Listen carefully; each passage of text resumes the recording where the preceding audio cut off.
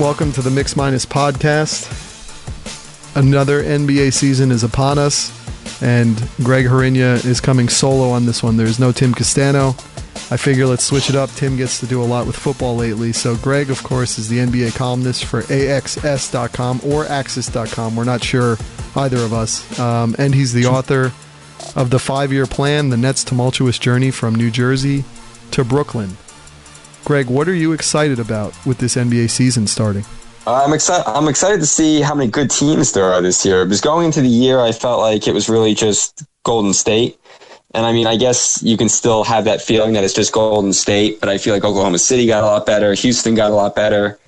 The Cavs are different, but I still think that come playoff time, they'll be better because they have a few more bodies and more depth. So I think that'll be good. Boston got better. So, I mean, I think that maybe on the lower end, some of the teams got worse, but you get a few more teams that got a little better. So I think that you'll get a little bit more of a challenge for Golden State this year.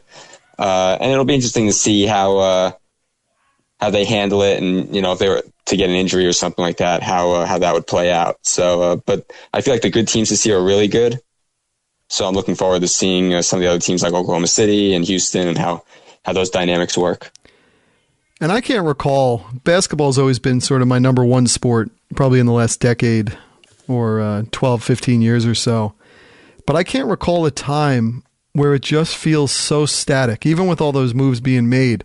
I mean, we go into, for instance, each football season, and if we were to pick, which I do with Tim Castano often, we'll pick the over-unders on the wins or losses with the teams around the NFL, and you're in the money if you can get half of them right. It's so hard.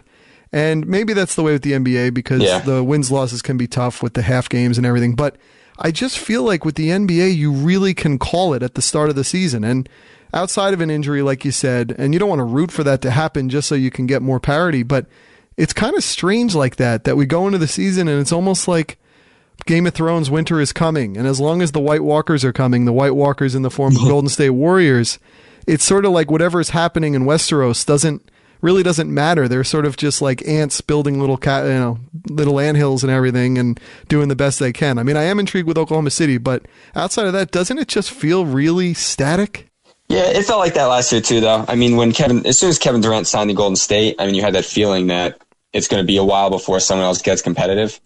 But I mean, I guess the reason why you watch is because maybe there's an injury, maybe, success gets them, who knows, but I feel like, I'm still looking forward to it, but I was looking forward to it last year, and it wound up being the exact two teams that we predicted all along that it was going to be, and it wound up being about as competitive as we probably thought it was going to be. So that it doesn't go exactly like we think that it will, but who knows? But you're right that Golden State on paper is pretty dominant, and even with Oklahoma City making all the additions that they did, and they do look really good. They're still not as good as Golden State. So, I mean, if you're just going based on talent, it's hard to imagine Golden State losing it anytime in the near future. But I guess we thought that too when LeBron went to Miami and Wade and Bosh were there and everyone was in their prime. So, they won a couple championships, but I don't think that it was the 6 or 7 or 8 that everyone thought that it was going to be. So, I guess we'll see how it plays out. But, I mean, if you were to ask me today, I would still think that Golden State's going to win. Now, if you take out Golden State and Oklahoma City, who are you dying to watch? And taking them out of being the team you want to watch or the team who's playing against the other team, who are you dying to watch each night? I still want to watch Cleveland. I still want to watch LeBron play. I think that after January, it'll be interesting to see how Isaiah Thomas fits into that mix.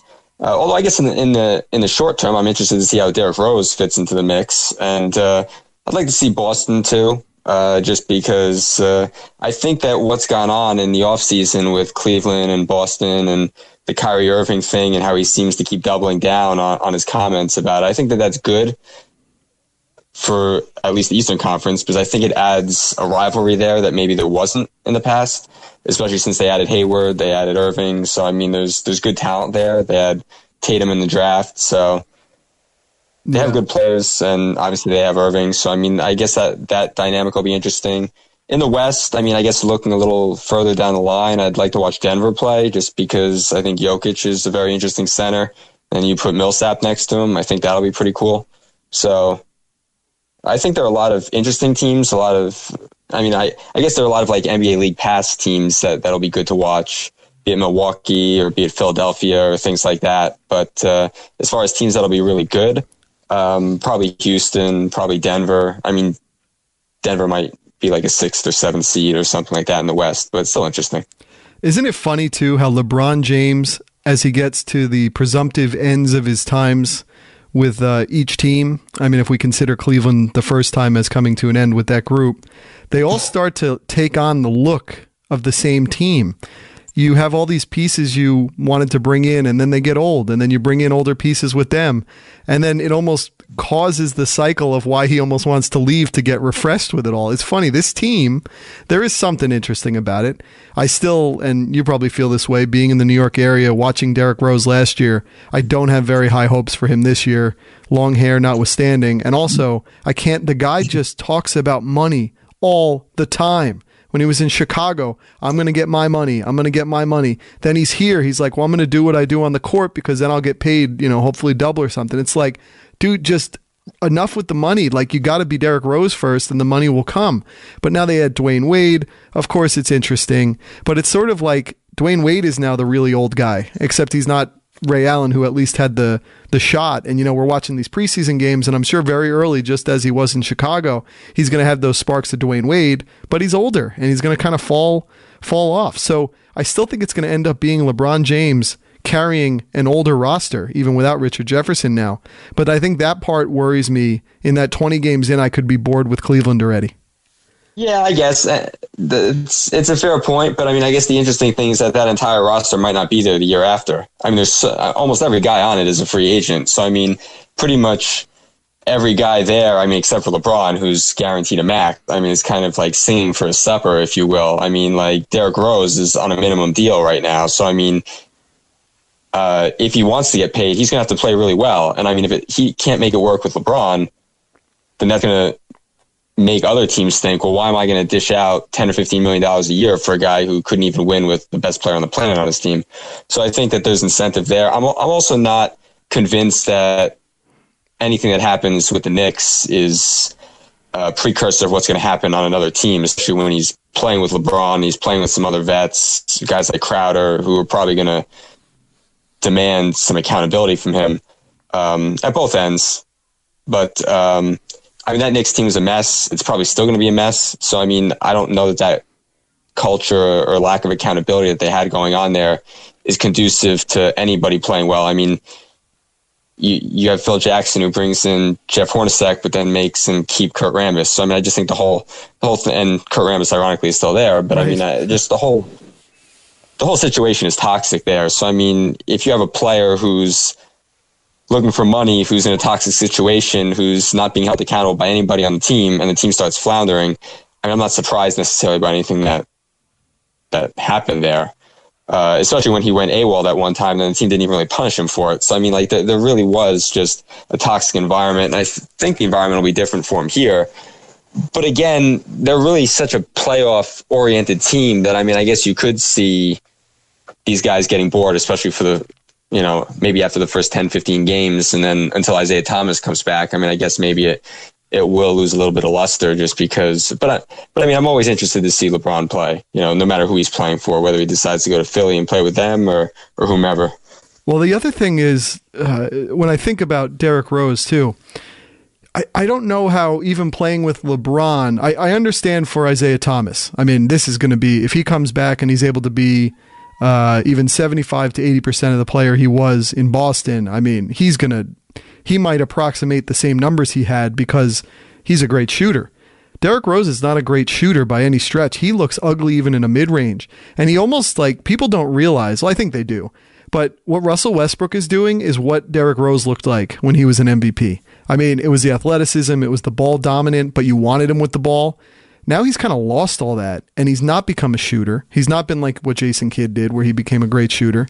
And so I wonder if even playing with LeBron James will really matter because of the way his game is actually played. It doesn't really fit. I mean, even Dwayne Wade, when LeBron went to play with Dwayne Wade in Miami, and Dwayne Wade was still like 28 years old, it didn't quite fit in the same way, but Dwayne Wade was still so great that greatness played through it. Just sort of like you look at the Warriors and you say to yourself, oh, that's a kind of weird fit, but then you go, wait a second, they're like all-time players. They'll make it work.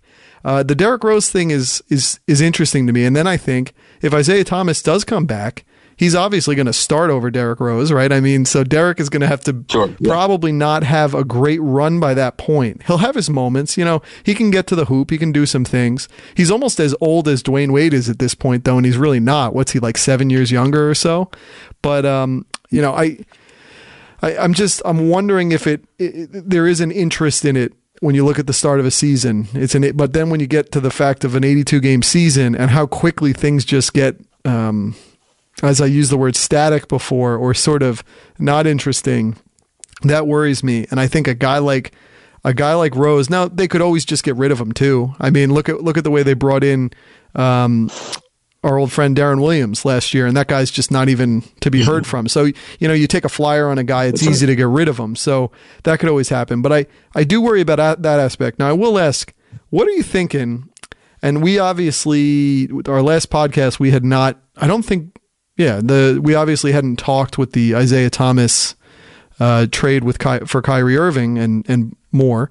But, you know, I started with it being, oh, that's an obvious. That totally, you know, that just makes so much sense for Boston. That's a perfect deal. And then obviously Cleveland as a 1-for-1. If Isaiah were healthy, as he was, that's a pretty decent deal, even 1-for-1. But then when you get the throw-ins they did, it's even better. But I keep coming back to the 1-for-1, and maybe I've gotten too into reading the profiles that have been out there on Isaiah Thomas. But I'm almost wondering if maybe, you know, assuming he's healthy and comes back the way he was last year, like I said, even 80%, Boston still might have made a mistake when you think about it, no? Yeah, I mean, I guess I look at it as a good trade for both teams only because I feel like Boston got the best player in the deal. But Cleveland did get a lot. I mean, Crowder's a really good player. And I mean, even if you're getting 75% of Isaiah Thomas, I mean, at the very least, he's a decoy. And I mean, he's somebody that's going to help LeBron out on the floor. So, I mean, and also, it was funny, I was reading something the other day that it's like, I don't remember who said it on Cleveland. I guess it was J.R. Smith who's being interviewed, but he was talking about the difference between this team and the guys that they brought in. And he said, well, they all want to be here. I mean, Kyrie Irving, I think at a certain point, didn't want to be in LeBron's shadow anymore. So, I mean, it'll be interesting to see if all these guys, if they buy into it. I mean, they might not buy into it, and then maybe it will, like you said, get static and all that. But I mean, they did get a lot. I mean, I don't necessarily know about Ante Zizic and what he's going to turn into. And the Brooklyn pick might not be as good as they thought it would be when they made the trade. Because, I mean, Brooklyn is at least functional, I guess. So, I mean, even if they win 30 games and finish in 10th or 11th seed, that's still not going to put that pick at 1, 2, 3. I mean, there's really like 5 like can't miss guys in the draft. I don't necessarily know if the Nets are going to have atop the pick. It should still be a lottery pick, though. So, I mean, I guess it's got some value to it. But, I mean, if Isaiah Thomas comes back, and they said that he's supposed to come back maybe late January. So, I mean, if you're getting him late January, as long as you're getting him to where he's capable of playing some sort of role by the playoffs, I think that's really what you're looking for. Because even if you look at Cleveland last year, they weren't playing well at all going into the playoffs. And it's almost like they used the playoffs really to sort of get into shape. And it's like by the time they got to the finals, they were ready to go. I mean, obviously they just didn't have the talent that Golden State did.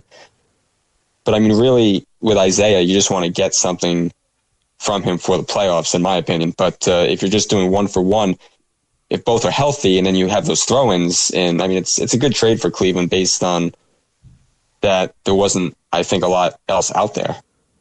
Well, the funny thing too, because I keep thinking about Isaiah Thomas, and the guy couldn't do any more and still gets traded. It's sort of like in the quarterback realm, like Tim Tebow with Denver, or like or Kirk Cousins, you know, in Washington. He's been way better. I'm not saying those two are like, but it's this guy who is sort of the only choice you have, and he just over delivers. With Tebow, it might have just been like for a 6-game stretch and then a magical playoff thing. also a lefty. And he had some, just as, I mean, there's nothing you could do with Isaiah Thomas and his height. That's not his fault, right? I mean, Tim Tebow's throwing motion is sort of equivalent, even though you really can't say that. But it's sort of Kirk Cousins, too. It's this guy, it's like, yeah, we got him. We'll give him a lot of money, but we really don't want to commit to him. And they never wanted to commit to him. And he just kept overplaying his expectations last year, and it became magical. And you sometimes can't bottle magic. And I wonder if Boston is going to lose out on that point of view. I mean, not only are you letting go of a guy who became a mythological cult hero in Boston, of all places where cult heroes are made, but you're bringing in a guy in Kyrie Irving who, sure, we can debate that the merits of him wanting to go away from playing with the great player, as we talked about Derrick Rose wanting to, do something playing along LeBron James. But you're bringing in a guy who couldn't wait to get out of that situation. And so you go 1-to-1, yeah, this makes a lot of sense, let's get it. But there's something mentally funny with me with Kyrie Irving. I do worry from that point of view with him. I don't know where I stand. Now, I also thought, there's a lot to chew on here, I also thought that with Kyrie, we also can't really criticize him. I mean, we could, but here's what we can't. He's in the same position, basically, LeBron was when he was 25 with the Cavaliers when he left. Now, LeBron just happened to be up to the free agency time, and I guess they had done a 3-year extension at that point, all those guys, whereas Kyrie, I think, did a 5-year. So he actually committed to Cleveland for longer. He could have done the 3-year and been up now anyway. But he wanted out. He wanted out before potentially LeBron's going to leave. But then on the flip side, he had won the championship too, and he was the main guy in many ways alongside LeBron, but the main guy who hit the shot in Game 7. So in some ways, he's allowed to leave too. And I think he was bored with Cleveland. You kind of can read between the lines with that. It was sort of like LeBron said, I wanted to go to college, right? Remember, like leaving Cleveland and that ended up being like his college going to Miami. Kyrie only was really in college for half a year, and then he was in Cleveland, and he's not from Cleveland, and I think it was fine for him, but he wants something different. He's 25, and he's actually, you could argue, he's more warranted to leave than LeBron even was the first time. Oh, sure. I don't think that it's necessarily a problem with him leaving. I guess maybe his reasons for leaving, people might scratch their head a little bit. But to go back to what you said before, I remember Bill Simmons talking about Isaiah Thomas while he was still playing with Boston, and how, to your point, he was a cult hero there on the same level as David Ortiz. People really bought into Isaiah Thomas, and maybe because of his height and how well he played, just like that blue collar attitude. And I mean, it'll be interesting to see if Kyrie Irving struggles, how attached do people get to him? I think that Isaiah Thomas, people liked him. Are they going to like Kyrie Irving, especially if he struggles? I mean, obviously he's got a lot of good talent around him. So, I mean, it's hard to see it not working out, but I don't think that he's as likable as Isaiah Thomas was. So, I mean, maybe people don't fall in love with the Celtics like they did when Isaiah Thomas was there. So, I mean, that'll be interesting to see. And also, to your point before, would it be interesting to see Isaiah Thomas maybe when he does get healthy and come off the bench as like that sixth man that he originally started his career out? I don't necessarily know that they would do that. They brought him here to start, I guess, but it would be interesting to see if they tried to bring him off the bench as like that spark plug offense. Yeah, and I think it all comes down to it with Cleveland. When you looked at their roster last year and you saw how they went through the Eastern Conference playoffs, they looked like a steamroller, and they looked like they could take on Golden State. We didn't think they'd win, but we thought maybe they'd get 2 games. And they were close to being able to do that. And the games, I think basically the final 4 were decently close, comparatively. Yeah, the last 4 games were competitive. Yeah, they definitely were. And I think the worry, though, we looked at that roster and we said, whoa, look at the depth here. But I think when you take on the best, your depth is winnowed away in a way that you almost can't even understand. I mean, when you were watching that series, the Warriors came at you with bodies and depth and legit depth where they're scoring left and right and everybody's hitting threes, everybody's cutting, everyone's defending. It was a clinic. And then Cleveland all of a sudden, just as they were the year before when they won it, and there were reasons with the Warriors with attrition and things like that where it gave Cleveland the opening to make the historic comeback. But even when they won it, they still needed 40 apiece from LeBron and from Kyrie, and then they needed to find 40 from the rest of the roster. And LeBron and Kyrie could basically always do their part, but the rest of the roster just had no ability to do it. And I look at the roster now, and I think of this team having to play and defend Golden State, and I don't even know if they get a win this year. Now, they probably will make trades, but, I mean, you look at their roster, and, I mean, could Isaiah Thomas do it? Sure. But night after night, could he do it the way Kyrie was almost primed to do it? Is he going to be really exposed defensively? I think they're in a worse position, even though they've thrown more veteran bodies at the issue. But to be honest, when they had maybe better defensive players, they weren't stopping Golden State anyway. So, I mean, they were pretty much helpless even when they had a better defensive team. So I guess their solution to it was, let's throw more offense at the problem. I mean, I don't think it's going to help either way necessarily, but I mean, they're trying something different. So, I mean, and Crowder will help defensively. If they want to go with a defensive unit, I mean, they could always go with like J.R. Smith, Shumpert, one of those guys with Crowder, with LeBron. But yeah, defending the point guard is going to be nearly impossible for them because whether it's Isaiah Thomas or it's Derrick Rose, in the short term, Jose Calderon, like none of those guys can defend other point guards. So, I mean, that's going to be a tough matchup for them night in and night out. Well, and I think the funny thing with Boston is they'll probably have a similar record to last year, and we're just not going to know what they are until the playoffs start, and then that's when we'll truly see the difference. Because we know Kyrie can carry things, but can he carry things as the main alpha? I mean, Gordon Hayward's really good. He's a very nice, well-rounded player who can do everything.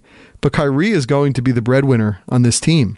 And I just wonder if, knowing that from day one, that you don't have the shadow which hides you.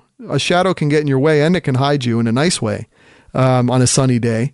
And when you have that covering you, it allows you to thrive in a way that's different when it's on you. And you're the person who's given the shadow the cover to the other players. And, I mean, we're worried about Isaiah Thomas's health being smaller. Kyrie's not exactly had the most healthy handful of years. I mean, even in his college year, he only played like, maybe 10 games or something, or 8 games? Yeah, it was a handful of games, yeah. Yeah, so I think Boston is going to be very, I mean, they got, what is their over-under is 53.5. That's tough to bet the over to get to 54 or 55 because they're going to be learning a lot. I think Kyrie, I'm very interested to see here if Kyrie is truly, he thinks he's getting the chance to have freedom, but he might have a heck of a lot less freedom here than he did in Cleveland, to be honest, when you think of the system he's coming into. And I'm going to be real interested to see if he chafes at that in any way. Yeah, it's easy to say coming in, we love moving the ball, we love playing that type of basketball, but I mean, I'm sure there's going to come a point in time where he's just going to want to go ISO every time, almost like the game-winning shot that he hit in Game 7. That was pretty much just him dribbling it out and taking a shot. I mean, I don't see a lot of that coming in Boston. Going back to the over-under, I'd probably take the over only because I think that the regular season is going to matter more to Boston than it will to Cleveland.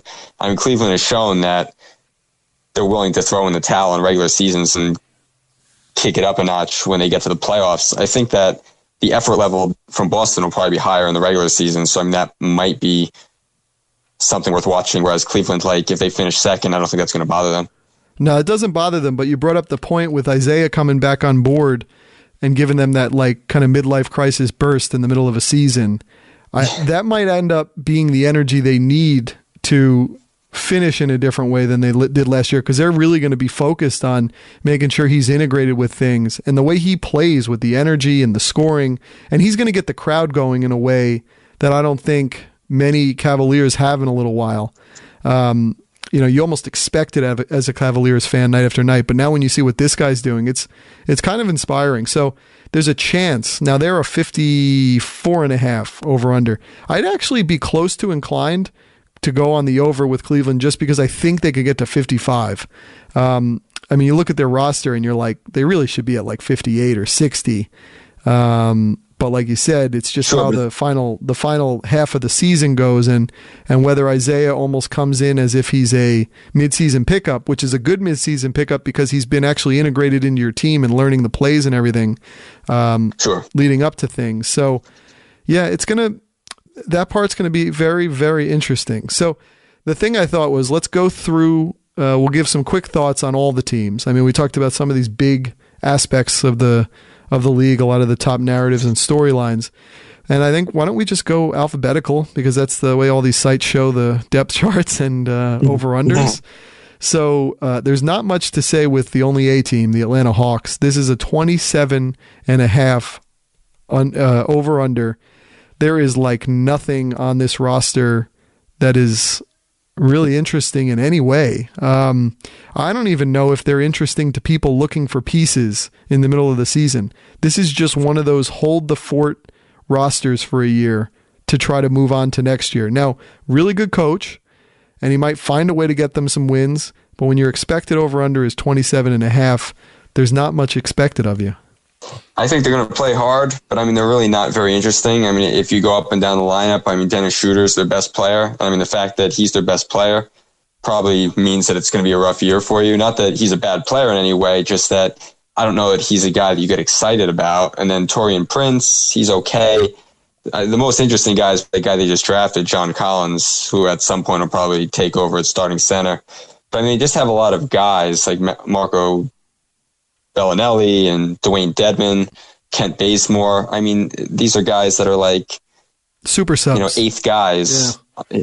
Yeah, exactly. Like they'll be like the third guy off a bench on like an okay team. I mean, they're definitely NBA players, but they'll play hard, but where does that get you? I mean, it probably gets you right around 27 wins. We talked about the Boston Celtics, the Brooklyn Nets, which are a team close to our something. I don't know if it's our hearts anymore, our heads or whatever, but they're close in vicinity to us. And we have both had connections with this team in their different incarnations. They're a 26.5. And it's funny.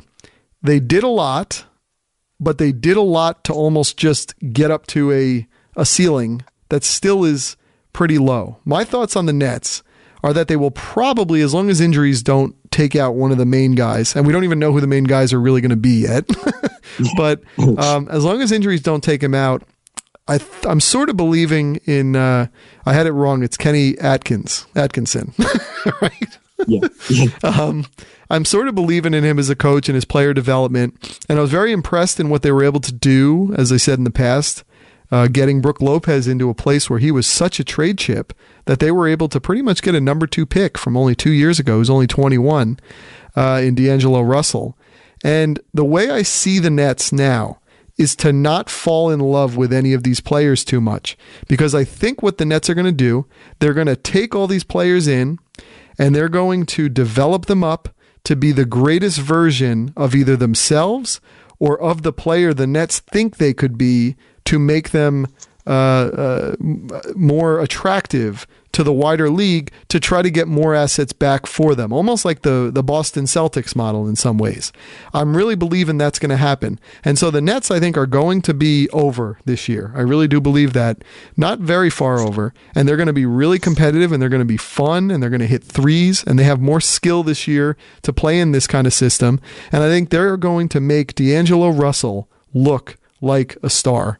And then I wouldn't be surprised if they find a way in a year or two to move D'Angelo Russell for more pieces. So don't get too close to these guys, but enjoy the ride. That's my thought. Yeah, I could definitely see that. Like, why not? I mean, it's not like they're coming from a place like with Lopez. They had him for a while, and he was a big part of the program. But I mean, Atkinson is a developmental coach, so I mean, I could see them developing and shipping a lot of these guys off. I mean, I guess Russell's so young that I guess you think that if he plays really well, like, why wouldn't you want to like build him up and try and make him into a star type of player? But I mean, I guess it always depends on the package. I mean, no guy's untradeable. I think that as far as the Nets go as a whole, I would take the over too. I think that in the 30 win range, just because they're going to play hard, they're going to score the ball. They're not going to have any problem scoring. It's just going to be, are they going to be able to stop other teams?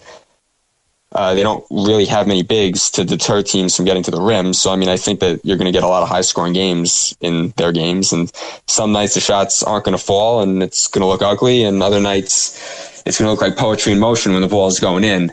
But I think that there are going to be a bunch of games where they just simply outwork another team who just comes in thinking that they're going to walk all over them, or they're just not going to bring the effort. And I think the Nets will win a lot of those type of hustle games. But I would say around 30. I mean, their best players are probably going to be Lynn Russell and Alan Crabb. I mean, that's my guess, 15 games in, that's where they'll be. I don't know that for sure, though, but that would just be my guess.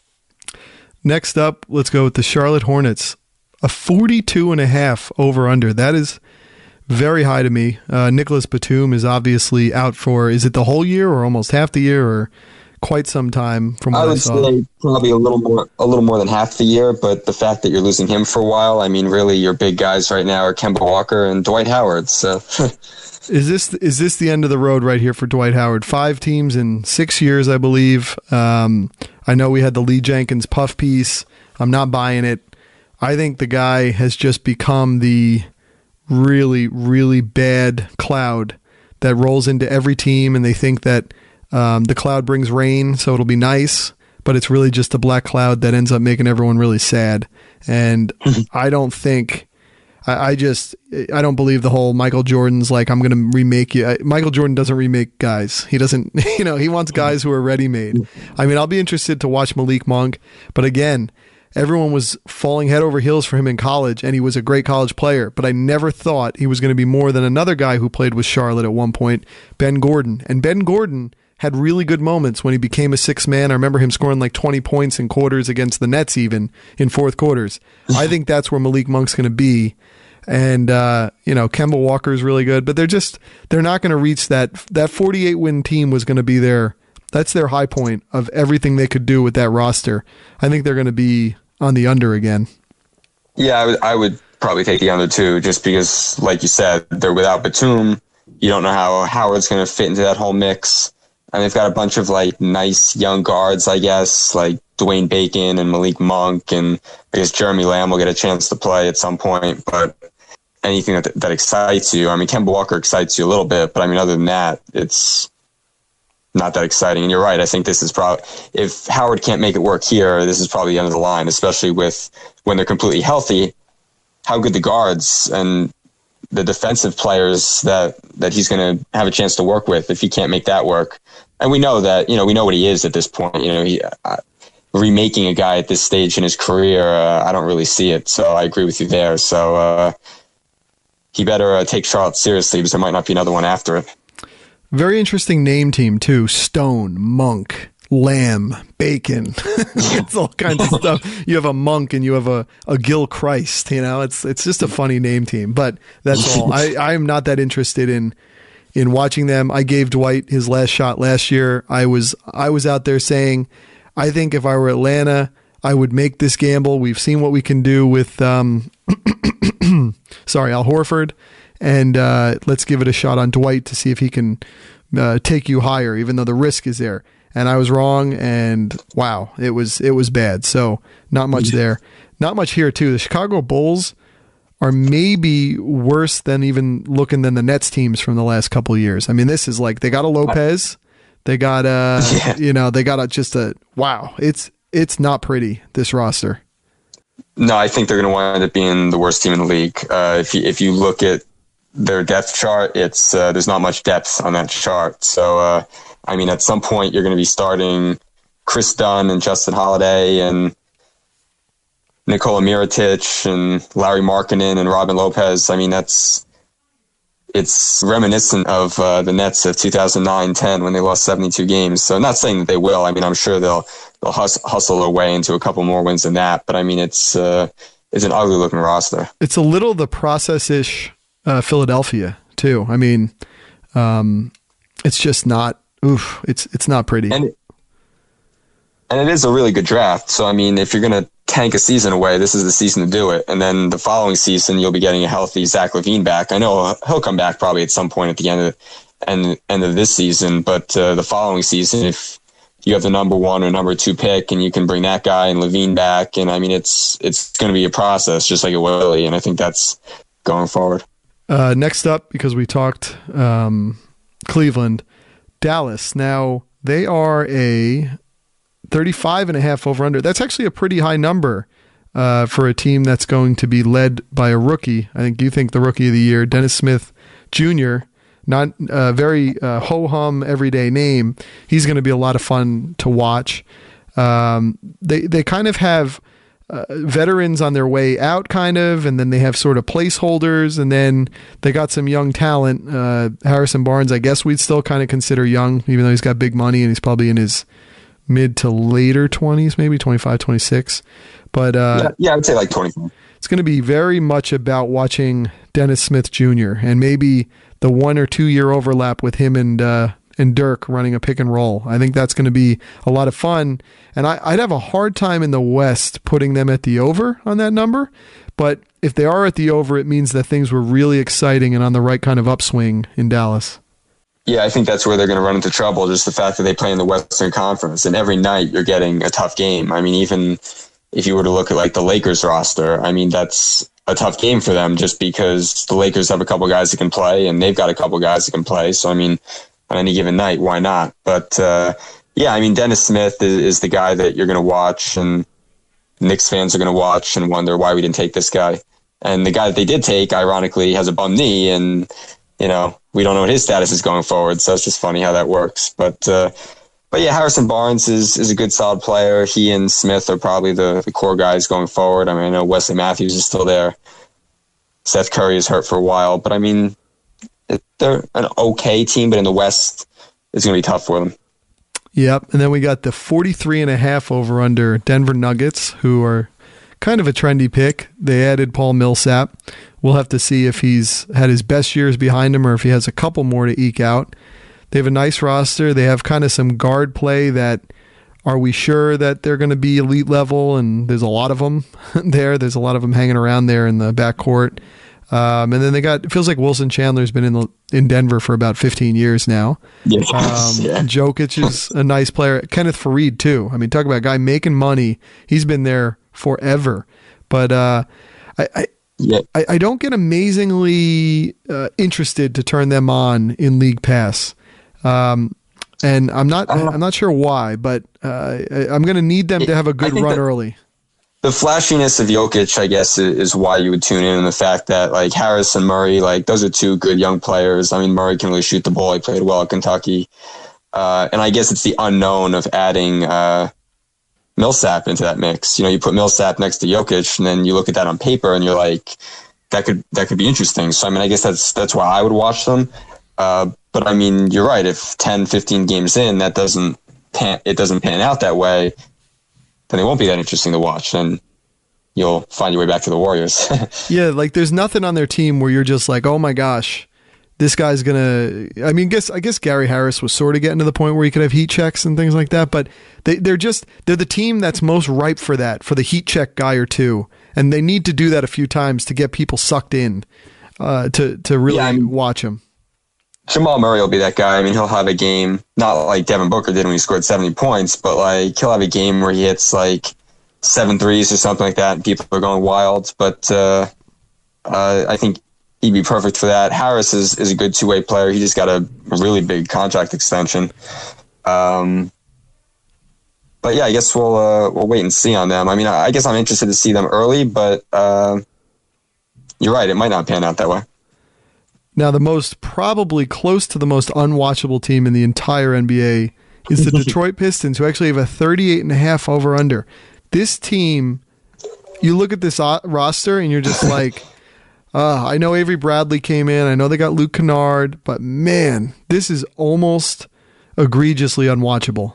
Yeah, but I'm not even excited about Luke Kennard because I look at the guy that went after him and Donovan Mitchell to Utah, and I think that for the way Stan Van Gundy wants to play, like, I know they didn't have a lot of outside shooting last year, but I mean, like, Mitchell looks like he's going to be a really good player. And I mean, Kennard I see as more like a specialist type of player. So, I mean, even that doesn't necessarily excite me. So, I mean, Drummond, Reggie Jackson, I mean, those guys, you know, I've said it in the past, you know, I just don't see them as like winning caliber players. Tobias Harris is a nice player. I mean, now Stanley Johnson, I guess, will get a chance to start, but I mean, I don't know that I see him as a winning type player. So, I mean, you're right. It's not an exciting roster. Now, all you need to know about Golden State is an NBA team having a 67.5 as an over-under is one of the most amazing things I've ever seen. And then on top of it, now granted, injuries could hurt them, but I don't even know how much injuries could hurt them. I mean, unless there are obviously like 3 of them. But, I mean, then to add Nick Young and Omri Caspi, just there is going to be a lot of the NBA disgusted when Nick Young is hitting like 7 threes in a game, and they finally have their own J.R. Smith.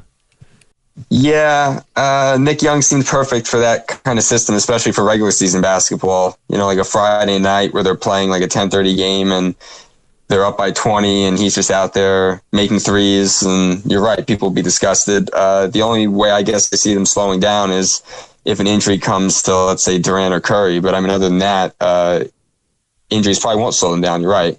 I guess the only reason it's at like 66, 67, 68 is because people expect them to rest guys and maybe not take the regular season as seriously as they have in the past. But I mean, if they were going out to win every game, I mean, it'd be hard pressed to find where they're losing games.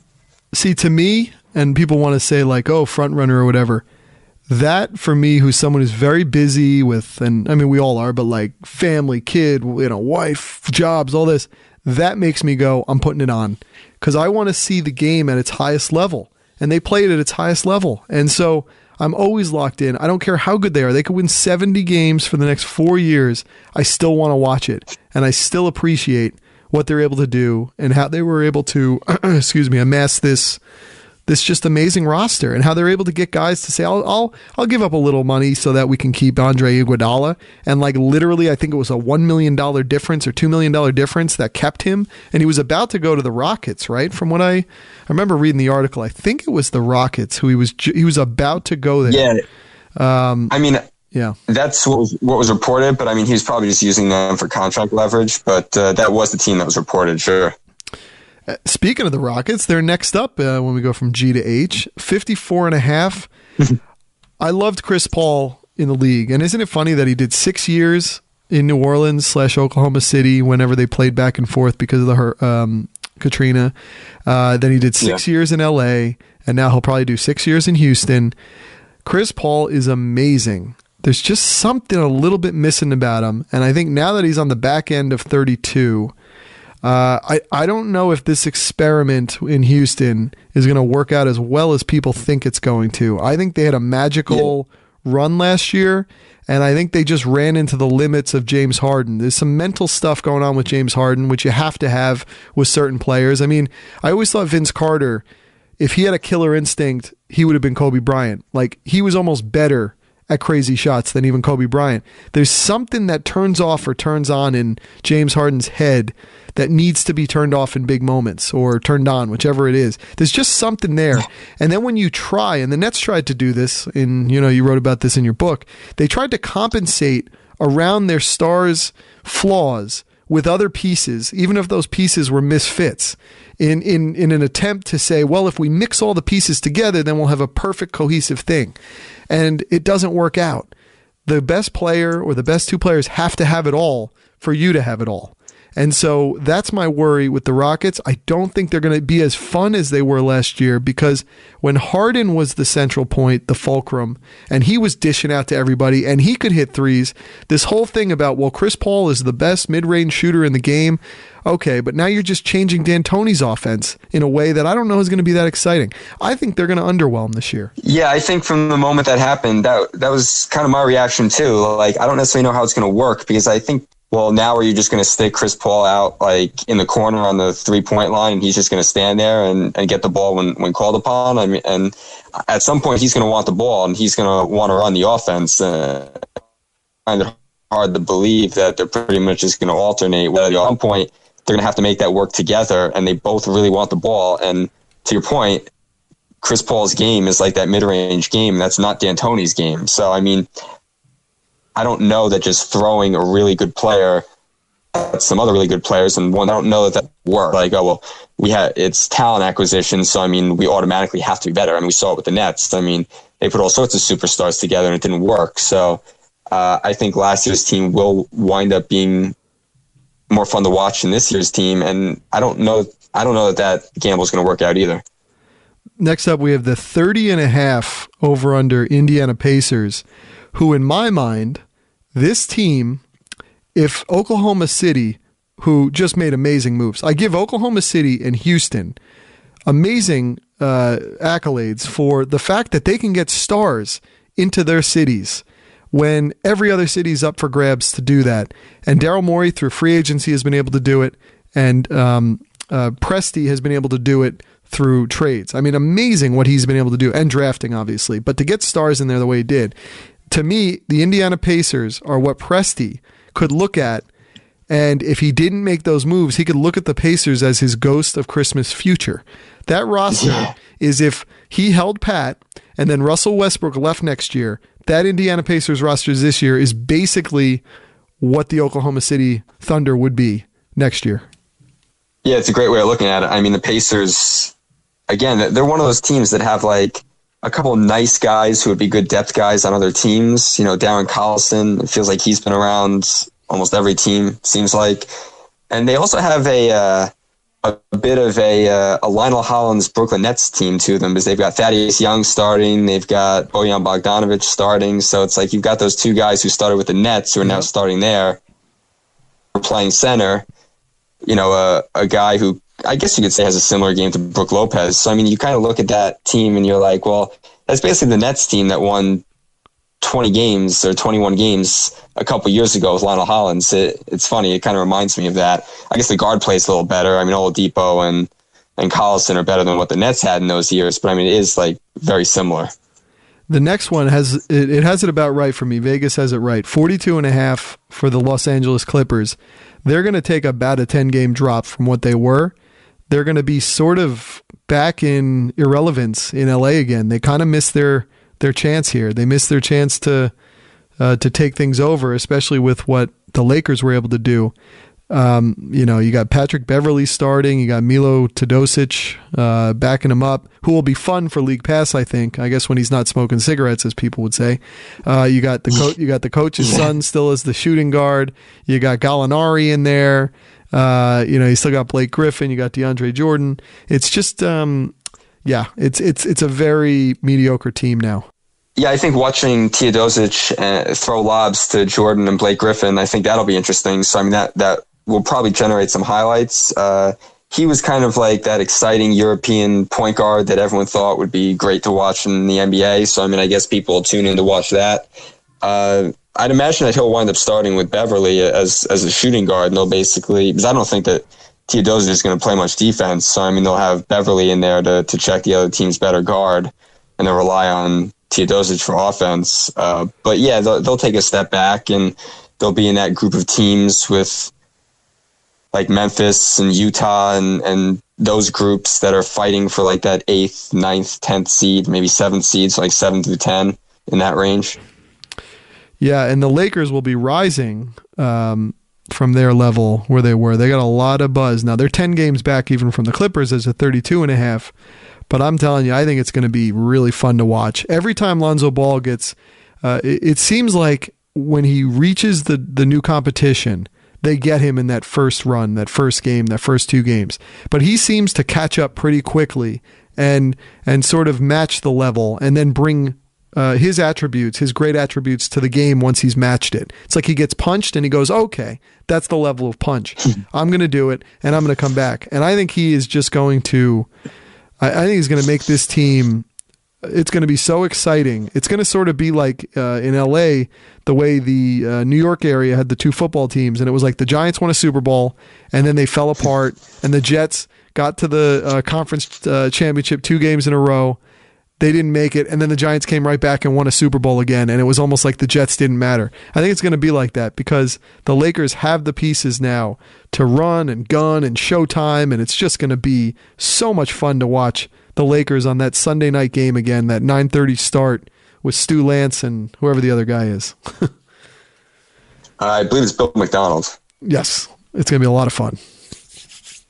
Yeah. Yeah, I mean, I think another guy to watch is the guy they took 27th with that pick that they got along with Lopez the Nets pick? in the Russell trade. Yeah, Kyle Kuzma. He was amazing in summer league, and you say, okay, it's just summer league, so maybe he'll be like an end of the bench guy. He was really good in preseason against other NBA guys. I mean, he was scoring 20 points a night. I mean, that's not going to happen in the regular season, but I think that the way they want to play that run and gun, that Showtime type of offense, I think he's a much better 4 than Julius Randle is. So, I mean, it wouldn't surprise me at some point if you have Lonzo Ball, Kyle Kuzma, Caldwell Pope and Lopez kind of as their. I mean, I guess Ingram will be there too, but I think they have a nice young nucleus going with Ball and Kuzma, and I think that Lopez will help Ball a lot. I mean, it'll be a good safety valve to get the ball to, especially as a 3-point shooter now. Yeah, exactly. He can get it to him in a bunch of different places. That's exactly right. All right, so we talked a lot about a few things, and now we're running into a little of a time crunch. So I think we're going to start doing these in twos. Okay. No one did anything wrong here. It's just it's the discussion of the NBA. Even though I said the rest of it doesn't matter, all of a sudden a lot does. I'm seeing actually Memphis and Miami being in similar positions. They're sort of just hold the fort seasons. They are Memphis is a 38.5. Miami is a 42.5. It's kind of the same thing to me. It's just the conferences is the difference between four. Yep. They're sort of the same thing they were. It's not exciting, any pieces they did bring in. There's just not going to be a lot for me to watch because I think Miami's not going to be as bad as they were in the beginning or as amazing as they were in the second half. And I think that kind of mediocrity being 500 over a whole season is just, it's not going to be that exciting. And I think Memphis is going to be in a similar place. They have two great players, and that will fight their way to win a lot of home games, to win a handful of good road wins, but they're both going to be hovering around 500. Yeah, I think they both spend a lot of money to be around 500. And I mean, for Miami in the East, I mean, they can finish fourth or fifth, but I mean, they spend a lot of money on players just to basically, Deion Waiters, Kelly Olynyk. They re-signed Josh Richardson. It's like they spent a lot to finish fourth or fifth and then get knocked out in the second round. Maybe. I mean, that's like their ceiling. Yeah, they're not even tradable parts, really. I mean, we'll see. So Minnesota's really fun. I still think they're going to underwhelm a bit. They're a 46.5. Wow. That's a hard one to square. Jimmy Butler's really good. I don't know if he's that good. I think that he's been kind of raised up like with quarterbacks where a guy he's like Kirk Cousins, right? So it's like he puts up these amazing numbers. It's like, oh, he's two guys. He's doing this. And he's really good, but he's not like silky smooth and like things don't come easily to me. And that worries me when you have to play so hard to be a star. That worries me. And I think this whole idea with Minnesota, oh, they're bringing in the veterans to get these guys up. We've seen this story. Was it only 2 or 3 years ago? They brought in Tayshaun Prince. They brought in Kevin Garnett. And then they brought in Andre Miller. And they're like, these will be the guys. No. Enough with the mentoring. The coach is there to mentor and coach the guys. Why do we need these like de facto proxies here to like tell them how it's done? No, coach them. And if you bring in older players, they better play. Like you can't waste spots on the roster with that. So that kind of worries me a little. They should be much better. Yeah, but if Tom Thibodeau needs pieces to get these guys to understand them, then he's not in the right place. Yeah, it's true. And I think that the reason why people are expecting them to make such a jump is just because they have Wiggins, they have Towns, and people think that because it's an extra year, they'll continue to improve. And you add Butler in, and then you add Gibson in, you start adding those guys, and then in Tom Thibodeau's system and the way he plays every game to win, where he's going to play guys 40 minutes a night in the regular season, I guess that's probably where the number comes from as far as the over-under. I mean, you're right. I could totally see it not working, but I mean, I think that it's those young guys that are why it's why people have gotten excited a bit.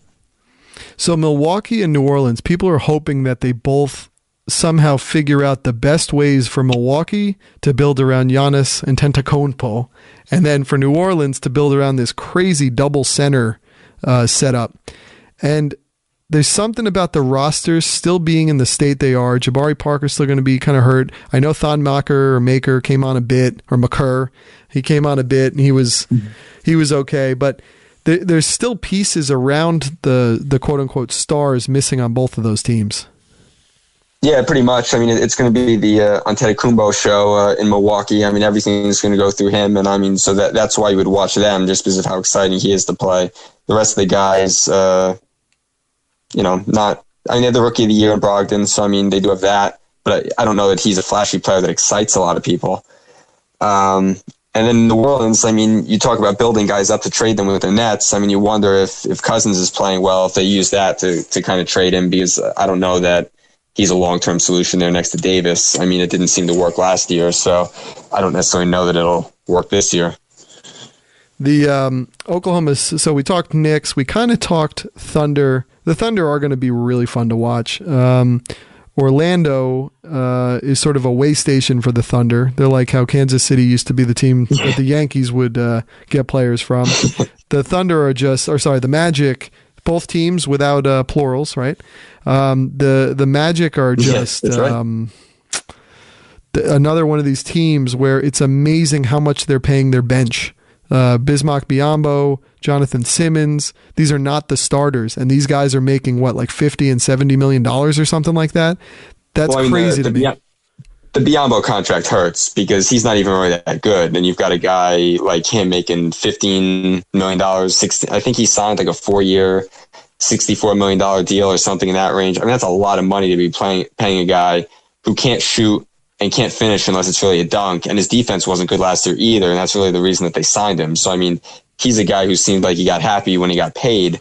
So, I mean, that's a tough contract. I mean, the Magic have a lot of guys. You know, I think that they're like an improvement upon that like Indiana or Chicago type team where it's like they have a bunch of veterans, but they do have some exciting, maybe not exciting, but I mean, they've got Aaron Gordon, and it'll be interesting to see how Peyton works, and Simmons is functional, I guess. So, I mean, I think that they're better than those teams, but I mean, I still don't see them as a playoff team in the East.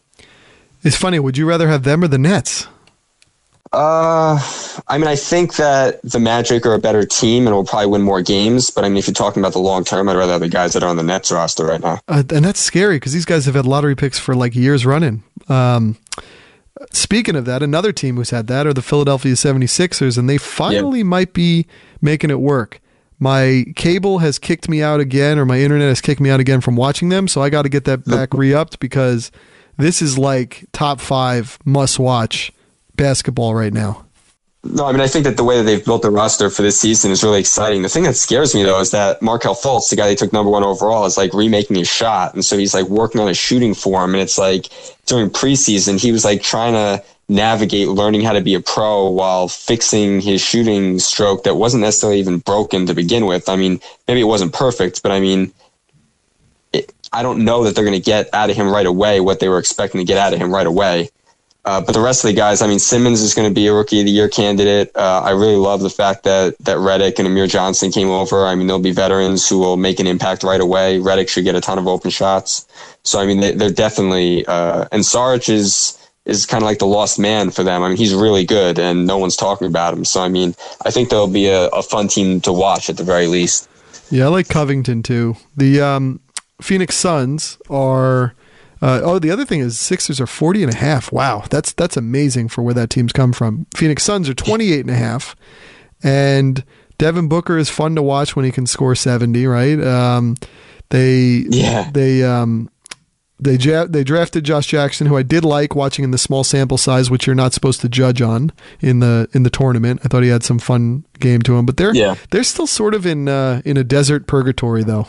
Yeah, I mean, they've got some nice young players. I mean, I guess if you're looking at it, okay, they're building around Booker, they're building around Jackson. I mean, I guess that's good, but I mean, they're still not close to being there. You know, they're not going to contend for a playoff spot. So, I mean, it's really just another year of development, basically. And they're not like quite as, the players aren't as exciting as like Philly, let's say, like with Embiid and Simmons and Fultz when he's playing. So,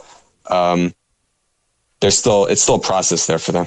Yes, it is. As we're in the piece, Portland is a 40.5. Sacramento is a 29, which is surprising to me. And the Spurs are a 53.5. So Portland is as fun as ever in the backcourt. Nurkic coming in there seemed to stabilize their team down low. They got out of the Crabbe contract. They still have the Evan Turner contract, but I think they're probably going to be like a 45 or 46 win team this year if Nurkic can do what he did at the end of last year. Yeah, when Nurkic was healthy, they played great. I mean, they were a really fun team to watch, and they were successful doing it too. So, I mean, I think the key for them is if they can keep those 3 guys healthy, they should be in a pretty good spot. It's just playing in the West. So. Yeah, the Spurs... Kawhi Leonard, we got to see when he comes back, but when he's there, he makes the team very competitive. They were the only ones who really put a true scare immediately in a series into Golden State and had them on their back heels. And it took Kawhi getting hurt. I believe that was the game where he got hurt on former Warrior David Lee, right? He tripped on his own teammate who was seated on the bench. I believe it was Zaza, but truly undercut him. Zaza, but then he stepped on Lee, I think, later or something on accident. So we always are waiting for a turned ankle, but unfortunately for the Spurs, it was on Kawhi. They're going to be what they're going to be. We'll see them in the playoffs. We'll see where they are then. They're still the one team that could kind of put a scare in to the Warriors. There's just not a lot there that you're that. I mean, they're really good, but there's just not a lot there that's exciting. Yeah, and the interesting thing about that Zaza play is that basically made them change the rule. I mean, now anytime if you don't give a guy an area to land like that happened, it's a flagrant now. So I mean, they really went out of their way to try and legislate that kind of play out of the game, just because the NBA probably looks at it and thinks, well, we might have had a series here and we just lost the series that turned into a blowout with one play. So Sacramento at 29 surprises me because they again are doing the thing where let's bring in the older players to tutor, but those older players I think can still play a little bit. It's amazing Vince Carter's still rolling in the league. I'm so impressed by that and doing things. It's going to be fun to see De'Aaron Fox play. It remains to be seen whether he has the durability to hang through an NBA season. He's very wiry and small to me. Buddy Hield has his second chance here with Sacramento, only in his second year, traded as a rookie. And there are some holes there, but I think if the team is coached up and they're competitive and the older guys help push the younger guys, they should be able to break over 29. Yeah, they should. I mean, De'Aaron Fox probably won't even start, and he might not even play as big a role as we'd anticipate, just because George Hill, you'd imagine, would start next to Buddy Hield, and they have a lot of guys that seem like they're going to get playing time. So, I mean, you look at the veterans like Carter and Zach Randolph, and it's like, well, you expect them to play, and then they've got these young guys like Scala Bissiere and Papagiannis, and it's like they were playing last year, so they might expect to play this year. So it's like they've got like 13 or 14 guys that they're going to have to find minutes for. So, I mean, it'll be interesting to see how that shakes out. So the final three are Toronto, Utah, and Washington, and they are 47.5, 38.5, and 48.5. Amazing drop for Utah with the loss of Gordon Hayward. But there's a part of me that thinks Utah might over-deliver and that Toronto and Washington might underdeliver. I think there's something about Toronto and Washington that are very similar. Washington has the much younger and electric backcourt. Toronto sort of has the wizened older guys who play real boring ball. They're almost like the old Detroit Pistons of the mid-2000s. And, you know, there's just not a lot going on after the guards. I know that Washington has Otto Porter, who they gave a lot of money. I know Toronto got CJ Miles. He'll probably have some fun playing up there in Toronto. They still have Serge Ibaka, Valanciunas, but I see them as just very similar feeling teams with very similar feeling ceilings and limitations. No, you're totally right. I mean, they're both teams that spent a lot of money to sort of remain the same. You know, I mean, it's like they were in that position where it's like, well, what way do you want to go? Are you going to sign a star and try and make that leap, or are you going to break it down? And it's like both teams sort of decided to keep it the same. I mean, I guess in Washington's case, like Beal and Wall are so young, and Porter's young too. So, I mean, those three guys, I guess the hope is that they grow together and become better together. It's like DeRozan's been there a while, Lowry's been there a while, Ibaka's been in the league a while. So it's like they spent a lot of money to sort of keep things status quo. Yeah, it was a lot like the Kidd, Carter, Jefferson Nets. They just, it wasn't worth breaking it up, but it was also not going to really, it was going to give you a lot of excitement in the season, but you knew what they were. They just weren't going to over-deliver for you. And again, Utah, I think, our final one in the middle there, I just tied those other two because they felt similar. But Utah, they did lose Gordon Hayward. That's a big loss. Although truth be told, if you weren't watching them every night, you didn't notice Gordon Hayward's presence. I mean, I know he put the numbers up, and I know he held them up. But Ricky Rubio's going there. It'll be fun to see what he does in a different location. They still got our old friend Derek Favors and Rudy Gobert down low. Joe Johnson, who had a lot of big shots in last year's playoffs, is not even set as the starting small forward there. It looks like Joe Ingles is, who they also gave a lot of money to. They got their guy, Donovan Mitchell, who you had said you really liked. Yeah, I guess looking at I could see why their wins losses are so low, but I could still see them be defensively intense and coached up to the point where they could still, especially with that considerable mile high type home court advantage. No one ever talks about Utah like that, but it's up there too. I could see them get to 40 wins. The way they play defense, I feel like they're going to keep themselves in pretty much every game. And I mean, even losing Hayward, like they're still going to continue to defend. It's not like they lost him and they're just going to give up. So I mean, I think the defense is still going to be the same.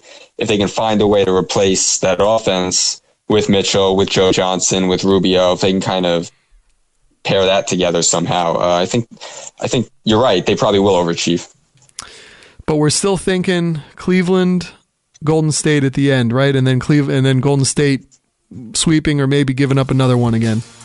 Yeah, I would say that's the safe bet as of today. The White Walkers prevail. All right, Greg. Well, that was a lot of fun. We jammed a lot in an hour, especially the final half or 1/3 of the teams here. But, I think sometimes brevity is the way to go. Thanks for coming on.